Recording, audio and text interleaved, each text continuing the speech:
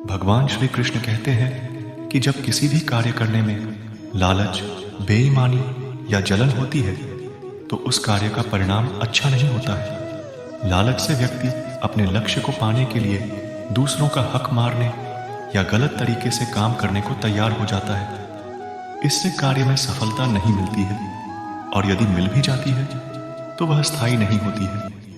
इसलिए अपने लक्ष्य को प्राप्त करने के लिए सही तरीके अपनाएं। दूसरों के साथ अच्छा व्यवहार करें, दूसरों के सुख दुख में शामिल हों। बेईमानी से व्यक्ति दूसरों का विश्वास खो देता है। इससे कार्य में बाधाएं आती हैं और सफलता मिलने में देरी होती है। इसलिए हमेशा सत्य बोलें, दूसरों की मदद करें और दूसरों का विश्वास जीतें। जलन से व्यक्ति दूसरों की सफलता को देखकर परेशान हो जाता है और उससे आगे निकलने के लिए गलत तरीके अपनाता है। इससे कार्य में विफलता मिलती है। इसलिए किसी भी कार्य को करते समय इन तीनों चीजों से बचना चाहिए। इसलिए अपने लक्ष्य पर ध्यान दें, दूसरों से सीखें और दूसरों की सफलता को देखकर खुश हों। यदि हम इन चीजों से बचेंगे तो हमारा कार्य सही होगा और उसके परिणाम भी फलदायी होंगे। भगवान श्री कृष्ण कहते हैं कि जो व्यक्ति कामी प्रवृत्ति का होता हो, जिसके मन में लोभ होता है और जो अत्यधिक क्रोधी स्वभाव का होता है, उसके लिए नरक के द्वार सदैव खुले होते हैं। अर्थात ऐसे व्यक्ति को तो सिर्फ नरक में ही जगह मिलती है। यदि कोई व्यक्ति वास्तव में तीव्र इच्छाएं महसूस करता है, वास्तव में क्रोधित होता है या वास्तव में लालची हो जाता है तो वह नरक नामक स्थान पर जा सकता है। वासना का अर्थ है वास्तव में तीव्र इच्छाएं रखना, क्रोध का अर्थ है वास्तव में पागलपन महसूस करना और लालच का अर्थ है अपने लिए बहुत कुछ पाने की इच्छा करना। जब कोई किसी चीज को बहुत बुरी तरह से चाहता है तो वह उसे पाने के लिए ऐसे काम कर सकता है जिससे दूसरे लोगों को ठेस पहुंचती है। जब कोई वास्तव में क्रोधित हो जाता है तो वह ऐसे काम कर सकता है जिससे अन्य लोगों को दुख पहुंच सकता है। और जब कोई किसी चीज को अधिक से अधिक चाहता है तो वह इसे प्राप्त करने के लिए अन्य लोगों का उपयोग कर सकता है। यदि किसी में ये तीनों गुण हैं तो वे खुद को और दूसरों को वास्तव में बुरा महसूस करा सकते हैं। इसलिए इन तीन गुणों से दूर रहना ही सबसे अच्छा है। इन तीनों चीजों से मुक्त होने के लिए व्यक्ति को ज्ञान का होना जरूरी है। जब व्यक्ति ज्ञानी होता है तो वह इन तीन चीजों को नियंत्रित कर सकता है। श्री कृष्ण ने कहा है कि वे प्रत्येक प्राणी के हृदय में हैं। इसका मतलब यह है कि श्री कृष्ण का एक छोटा सा अंश हर व्यक्ति के अंदर है। वह सभी जीवित चीजों के लिए शुरुआत, मध्य और अंत की तरह है। इसका मतलब यह है कि वह इस बात का प्रभारी है कि वे कैसे शुरू होते हैं, बढ़ते हैं और अंततः समाप्त होते हैं।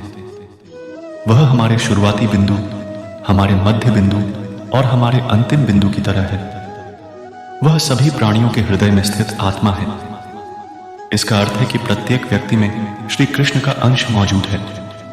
वह सभी प्राणियों का आदि, मध्य और अंत भी है। इसका अर्थ है कि वे सभी प्राणियों की उत्पत्ति, विकास और अंत के लिए जिम्मेदार है। हर व्यक्ति श्री कृष्ण से जुड़ा है और श्री कृष्ण हर व्यक्ति से जुड़े हैं। वे ही हमारे आदि, मध्य और अंत हैं। भगवान श्री कृष्ण कहते हैं कि मनुष्य सब कुछ चाहता है पर सब कुछ उसे नहीं मिल सकता। आपको जो नहीं मिला उसके लिए पश्चाताप मत करो और जो आपसे खो गया, जो आपसे अलग हो गया, उसके लिए निराश भी मत हो।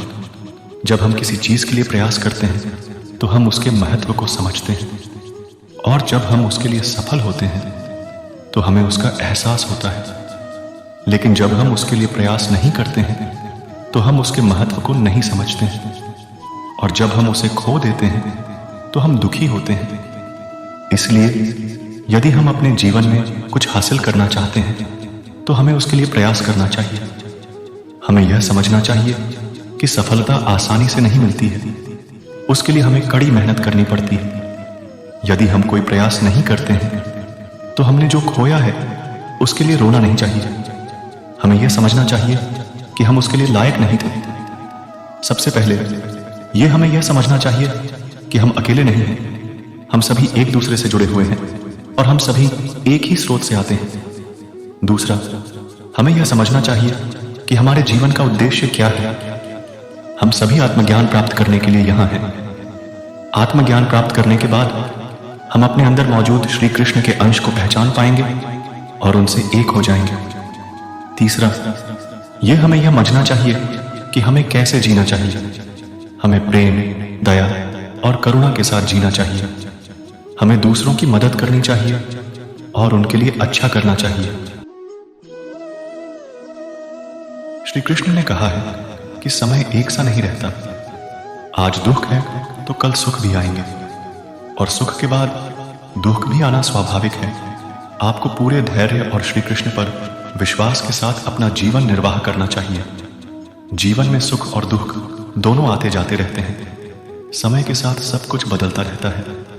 जब हम दुख में होते हैं तो हमें यह याद रखना चाहिए कि यह भी एक अस्थायी स्थिति है। दुख के बाद सुख जरूर आएगा। और जब हम सुख में होते हैं तो हमें यह याद रखना चाहिए कि यह भी एक अस्थायी स्थिति है। सुख के बाद दुख जरूर आएगा। इसलिए हमें जीवन में सुख और दुख दोनों को समान रूप से स्वीकार करना चाहिए। हमें धैर्य रखना चाहिए और श्री कृष्ण पर विश्वास करना चाहिए। श्री कृष्ण ने कहा है कि दुख और सुख दोनों ही भगवान की लीला है। इनसे घबराना नहीं चाहिए। हमें इनका स्वीकार करना चाहिए और अपने कर्तव्यों का पालन करते हुए आगे बढ़ना चाहिए। जब हम दुखी हों तो हमें धैर्य रखना चाहिए और श्री कृष्ण पर विश्वास करना चाहिए। और जब हम खुश महसूस कर रहे हों तो हमें ऐसा व्यवहार नहीं करना चाहिए कि हम दूसरों से बेहतर हैं और हमें उनकी मदद करनी चाहिए। हमेशा अच्छे काम करना और अपनी जिम्मेदारियां निभाना महत्वपूर्ण है। अगर हम ये सब काम करें तो हम खुश रह सकते हैं और हमारे जीवन में शांति आ सकती है। आपको यह वीडियो कैसी लगी जरूर बताइए। जय श्री कृष्ण।